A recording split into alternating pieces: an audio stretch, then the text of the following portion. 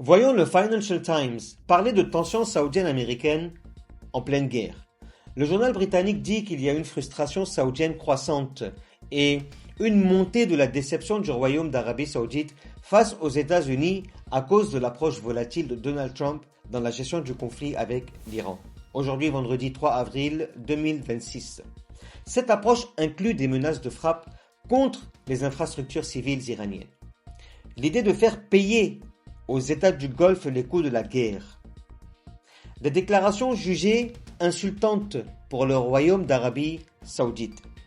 L'expert occidental Neil Quilliam dit que l'Arabie Saoudite est profondément déçue par la Maison-Blanche. La raison est qu'il y a d'importants investissements saoudiens pour renforcer la relation avec Washington face à des politiques américaines instables envers le Royaume. L'inquiétude saoudienne a grandi avec des indices que la responsabilité de rouvrir le détroit d'Ormuz à d'autres pays, pas aux États-Unis d'Amérique. Le point suivant est la possibilité que l'Amérique mette fin à la guerre sans résoudre la crise du détroit d'Ormuz. Quilliam a décrit l'état de frustration extrême entre Arabie Saoudite face aux actions individuelles de Trump et aux décisions unilatérales, sans calcul des conséquences pour les États du Golfe. Comme les déclarations de Donald Trump où il qualifiait Mohammed Ben Salman de grand ami et d'homme victorieux, puis revenait avec des propos humiliants. « Lèche mon cul ».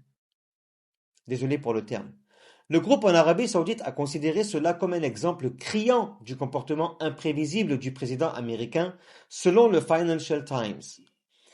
Le Golfe aussi est devenu au cœur de la guerre. L'Arabie Saoudite et les pays du Golfe se sont retrouvés entraînés dans un conflit qu'ils n'ont ni choisi ni voulu. Une guerre déclenchée par Trump et Netanyahu contre l'Iran. Et par conséquent, l'Iran mène des attaques de missiles quotidiennes contre les alliés de Washington.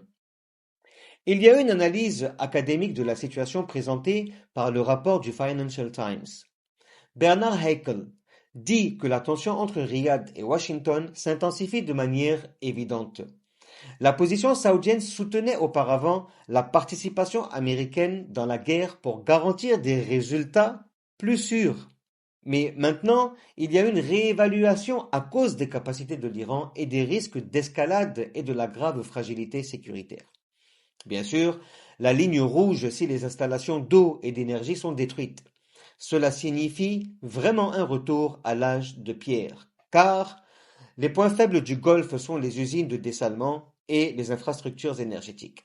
Le Financial Times affirme que l'Iran a la capacité d'escalader. L'Iran peut frapper avec précision dans le Golfe et riposter à toute attaque américano-israélienne. L'Iran a visé des raffineries saoudiennes, des usines de dessalement à Bahreïn et au Koweït, l'installation gazière principale du Qatar. L'Iran menace sans cesse de fermer le détroit d'Ormuz. Un choc diplomatique pour Washington. Les ambassadeurs arabes ont reçu avec stupeur la menace de Trump de détruire les centrales iraniennes, sans y croire vraiment. Des contacts urgents avec la Maison-Blanche. Demande du Golfe de ne pas exécuter la menace. Avertissement clair du Golfe.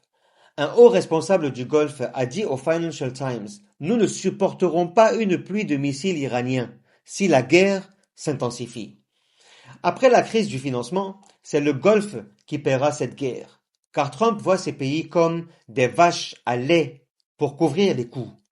Une évaluation américaine rapportée par le Financial Times cite Wali Nasr. Trump devient de plus en plus frustré et utilise un langage inapproprié avec les Saoudiens, dont la position officielle condamne l'Iran tout en appelant à la désescalade. Pourquoi ? Parce que la guerre actuelle menace les immenses projets économiques menés par le prince héritier Mohammed Ben Salman. La transformation de l'Arabie Saoudite en centre mondial du commerce et du tourisme est également menacée par cette guerre. Il y a un mouvement diplomatique régional. Une réunion à Islamabad a réuni le prince Faisal Ben Farhan, ministre des Affaires étrangères, avec ses homologues du Pakistan, d'Égypte et de Turquie. L'objectif principal, faire pression pour mettre fin à la guerre entre Washington et Téhéran. Le Financial Times conclut ce rapport en affirmant que l'Arabie saoudite cherche à contenir rapidement la crise, mais que les tensions risquent de s'intensifier si la guerre se termine sans limiter les capacités de l'Iran, car la priorité est de mettre fin à ce conflit. Sinon, les risques persisteront pour les États du Golfe. Il fallait y penser plus tôt. Les bases, elles foutaient quoi chez vous? C'est ça la bonne question à se poser. J'ai une seule question à poser, mettez-moi ça en commentaire. Est-ce que vous avez une fois entendu parler que l'Iran a attaqué n'importe quel pays voisin, à part qu'il s'est défendu? Mettez-moi ça en commentaire. Si vous avez aimé cette analyse, merci de bien vouloir vous abonner à ma chaîne afin de me donner plus de force, d'activer la notification pour ne rien rater de mes prochaines vidéos. Salam.